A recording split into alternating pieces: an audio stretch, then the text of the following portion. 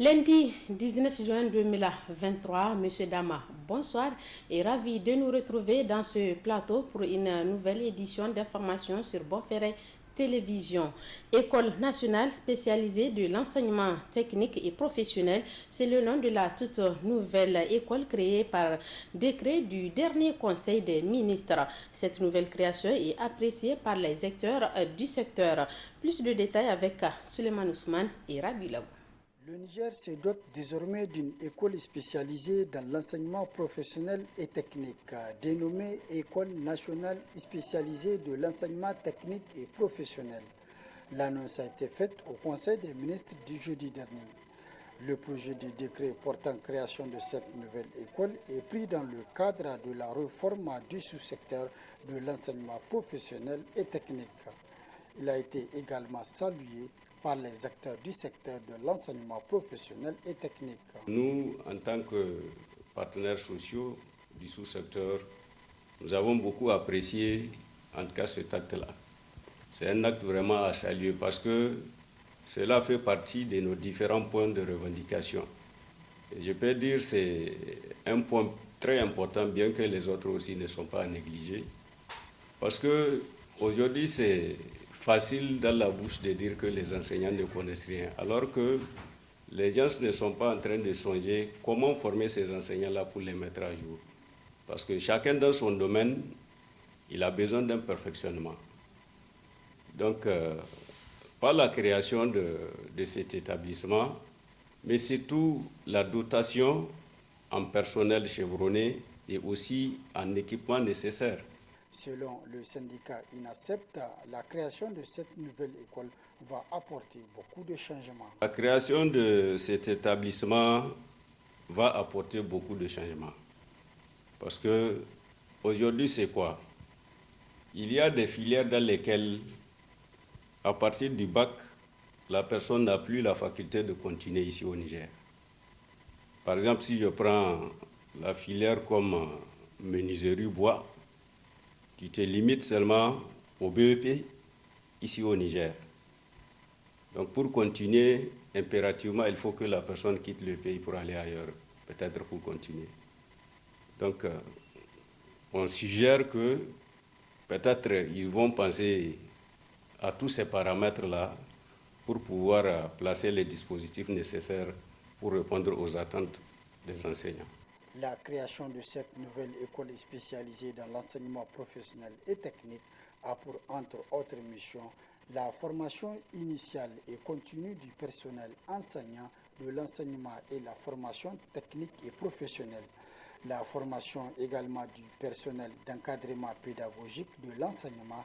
Enfin, la formation du personnel d'administration et de gestion des établissements et centres de l'enseignement et la formation technique et professionnelle.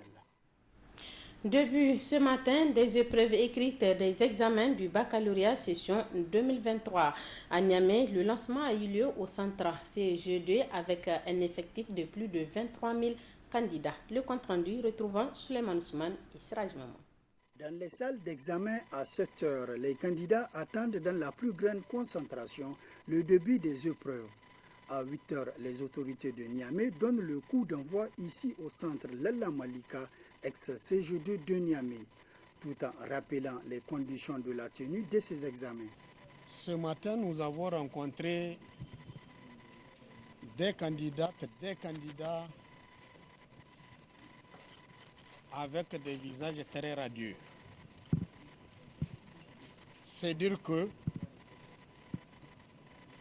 c'est des candidats très bien préparés, des candidats prêts à affronter les épreuves de cet examen du baccalauréat session 2023. Bien sûr, c'est parce que le gouvernement s'était fortement investi pour que l'année soit très calme. Présent au lancement de ces examens, le bureau des parents d'élèves donne quelques conseils aux candidats. Nous leur conseillons de se concentrer sur le travail, de vouloir s'intéresser à leur intelligence et à leur savoir-faire sans pour autant créer des mauvaises situations auxquelles nous avions assisté par le passé. Nous leur garantissons que nous ne sommes plus dans la logique de vouloir leur amener des diplômes faciles à travers la triche, je dis la corruption ou l'achat ou je ne sais quel mécanisme. Pour l'édition 2023, ce sont 92 956 candidats, toutes séries et spécialités confondues, parmi lesquelles on note 37 837 filles qui sont à la conquête du premier diplôme universitaire. Et la région de Niamey, à elle seule, compte plus de 23 000 candidats repartis dans plus de 60 centres d'examen.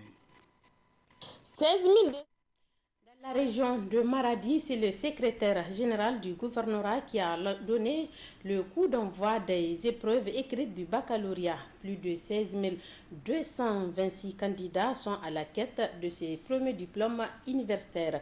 Inès Zoumari et Ibrahim Amadou pour plus de détails. 16 226 candidats, dont 5 424 filles, réparties dans 35 centres, sont à la quête de leur premier diplôme universitaire pour le compte de la capitale économique. Le coup d'envoi des épreuves écrites a été fait par le secrétaire général du gouvernorat qui, saisissant l'occasion, prodigue des conseils aux candidats. Nous les demandons de se calmer, de garder leur sang-froid, d'éviter d'avoir peur que c'est un examen comme un devoir ordinaire. Et parce que la peur, ça entraîne un certain nombre de comportements de l'organisme avec la sécrétion de l'adrénaline qui entraîne un certain nombre d'événements qui font que le candidat a peur. Et la peur est le pire ennemi de l'homme.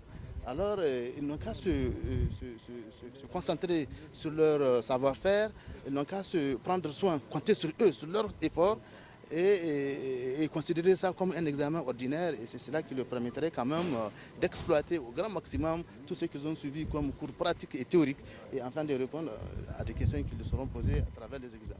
Toutes les dispositions ont été prises pour le bon déroulement des examens selon le représentant de la haute autorité de lutte contre la corruption et les infractions assimilées Halsia. Donc en termes d'action, nous avons sillonné les différents jurys. Donc nous avons mené des sensibilisations auprès des candidats, auprès des correcteurs. Donc ces sensibilisations ont visé, n'est-ce pas, à mettre chacun des acteurs devant ses responsabilités.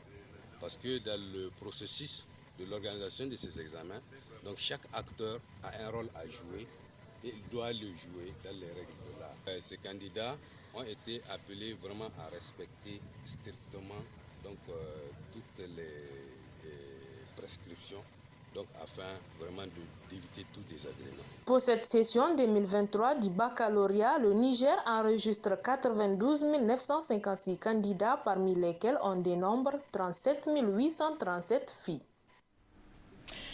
La Halsia participe également au déroulement de ces examens comme de leur habitude. Ce matin, les membres étaient présents au lancement des épreuves. Le reportage retrouvons une fois de plus Suleiman Ousmane et Siraj Maman. Ils sont visibles un peu partout avec leur gilet de l'institution La Halsia, ici au centre CGD de Niamey pour le lancement des épreuves écrites du baccalauréat session 2023.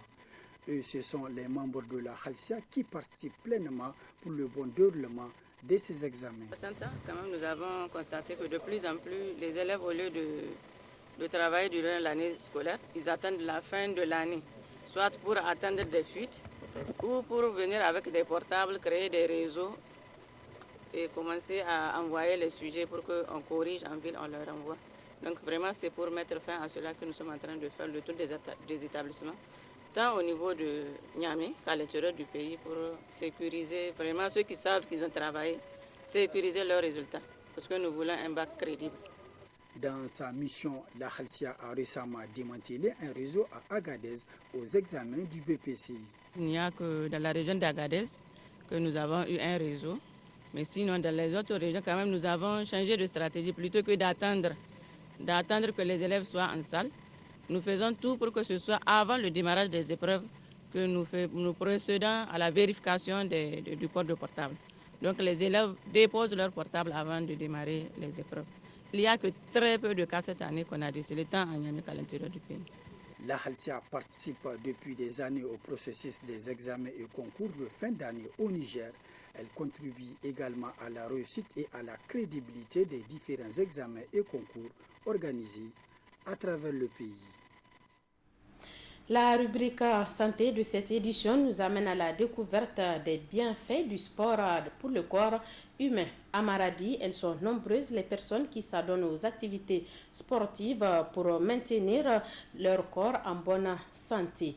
Le reportage est signé Inès Zoumari sur les images de Ibrahim Amadou du bureau reportage de Bonferré Maradi. Entre autres avantages, il permet de réduire le stress, d'améliorer la qualité du sommeil, de diminuer les douleurs et d'agir comme un antidépresseur. Ici, on parle du sport, une source de plaisir désignant, selon l'Organisation mondiale de la santé, tous les mouvements que l'on effectue, notamment dans le cadre des loisirs, sur le lieu du travail ou lors d'un déplacement d'un endroit à un autre. Et donc, une activité physique d'intensité modérée ou soutenue a des effets sur la santé et cela, plusieurs l'ont compris. Un peu, vous m'avez suivi, donc je suis en train de faire du gymnase, de la marche, presque tout du fitness, quoi. On est là dans ce salle de gym un peu pour maintenir la santé. Donc on voit en matière de sport, donc vous allez voir maintenant toutes les maladies, donc les problèmes qu'on rencontre maintenant, c'est l'obésité, c'est les tensions artérielles, donc il faut faire le sport pour éviter tout cela. Le sport maintenant, il est devenu un grand médicament dans ce monde. Donc maintenant, il y a trop de maladies. C'est pourquoi vraiment, on est venu dans cette salle faire des mouvements pour être à l'aise, quoi. Et le sport là, vraiment, c'est la vie, c'est la santé, vraiment, le sport. Il faut que les femmes commencent à pratiquer le sport. Surtout ici à Maradi, il n'y a pas vraiment de femmes qui pratiquent. Nous avons constaté depuis un certain temps, les gens ont commencé à comprendre, à prendre conscience qu'il y a plusieurs types de sports. Donc là, ici à Maradi, présentement, les gens ont commencé à convoiter les salles de sport. Nous faisons un entretien de santé, donc ce qui rime bien sûr avec la santé d'une manière générale, puisqu'on a coutume de dire que la santé, c'est le sport c'est la santé. L'activité physique régulière facilite la prévention et la prise en charge des maladies non transmissibles telles que les maladies cardiaques, les accidents vasculaires cérébraux, le diabète et plusieurs cancers, comme nous les confirme notre cardiologue en sport, le docteur Issoufou Kouldjati. C'est surtout les sports dynamiques et entre autres, si on prend parmi les sports de loisirs, donc dans la population générale, ce qu'on connaît par le nom du footing, donc le footing qui est pratiqué pratiquement par le gros des pratiquants de sport de loisirs. Donc après le footing, nous avons le football non professionnel, donc ce qui se pratique dans le quartier. Nous avons aussi certains types de sports tels que le vélo, la danse. Donc vraiment, il y a toute une pléthore de sports qui ont un effet dynamique vraiment sur la santé. Les personnes ayant une activité physique insuffisante ont un risque de décès majoré de 20 à 30% par rapport à celles qui sont suffisamment actives, d'où la nécessité d'en pratiquer car l'activité physique est bénéfique pour la santé du corps et de l'esprit.